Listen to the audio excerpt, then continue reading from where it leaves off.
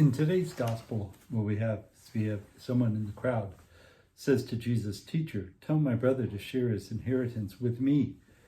And then Jesus replied to him, "Friend, who appointed me as your judge and arbiter?" And then he said, "Take care to guard against all greed, but they can also be insinuated, if you will, against covetousness as well." And then he told the parable of the rich fool. There was a man who had a bountiful harvest. He said to himself, "What should I do? For I don't have enough space. This is what I should do: tear down my barns and build larger ones.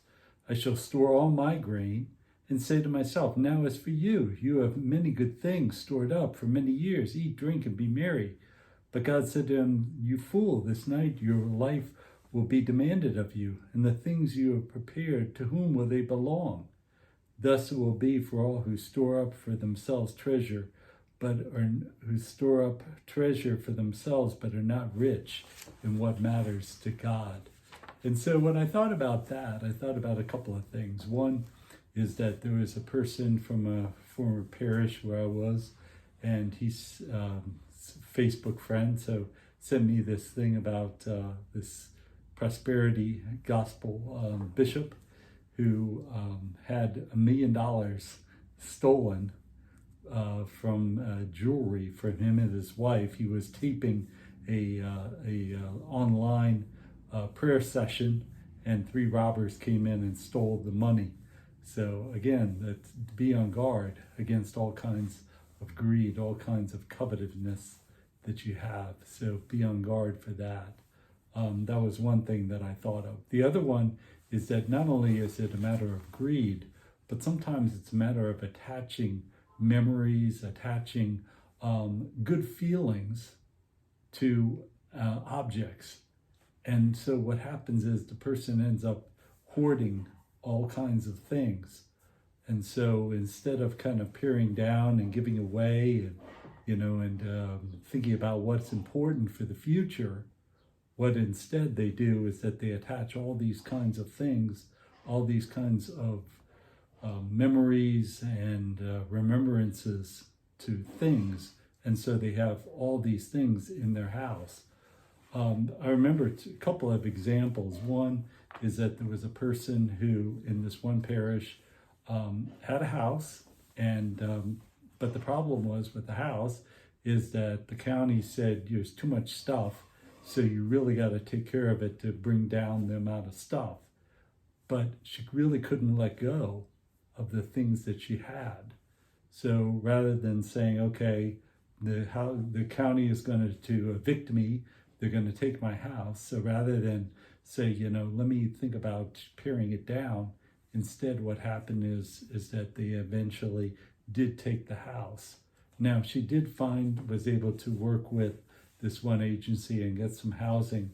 But again, the problem is that in being so attached to those things, didn't really see the truly important thing was to have a place to stay, not to have all the things.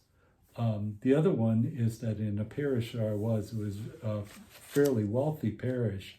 There was a lady there who wanted communion, which was fine, and the person who did the ministry to the sick asked me to go see her. I said, fine. So I went there, and I said to the lady who did the ministry to the sick, I said, I really can't spend more than about 20 or 30 minutes in that house. The next day, my sinuses are just absolutely throbbing, because what had happened was she had so much stuff in the house, so many papers and so many newspapers and so many things, that it just drove my sinuses crazy between the molds and the dust and everything like that. It was just a really, really unhealthy kind of a situation. The other one is sometimes you have people who have several animals, and again, they go into a house and the ammonia from the smell is just absolutely incredible. So what happened was with the lady who was in a fairly wealthy house, I mean, her house could have sold easily for $1.4, $1.5 million. But having all that stuff it just destroys the house. And so the house ended up, I think, selling for somewhere around 700,000 or something like that, much less, because of the amount of stuff that was there in that house. And so those are a couple of things that kind of remind me of it. The other thing that you have in this particular gospel is that kind of reminder that so many things are not under our control. Ultimately, death is the one that is truly not in control. But having all this wealth, having all the independence, instead of bringing us, closer to certainty, closer to security, it really, in a way, brings us away from that security, because all you need is one really bad recession, or one problem with war, or something would happen that would take away the amount of money, the accumulation that had occurred. And so the other thing that ultimately, again, is death, which then we have no control over. So think about how little control we have over the things in our life. And so instead of seeing the security in God, instead of seeing the security in a God who loves us and cares for us, in trying to see our security in those possessions and things like that, is just really a chasing after the wind, as it says in Ecclesiastes.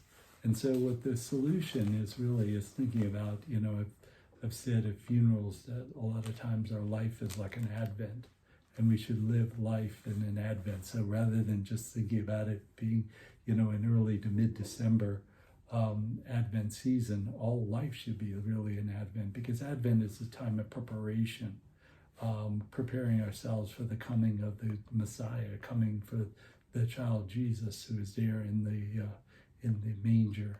And so our life should be like that, preparing ourselves for eternal life, not just seeing the things of this world, but also thinking especially about the eternal life and the things that are truly important. Thanks. God bless.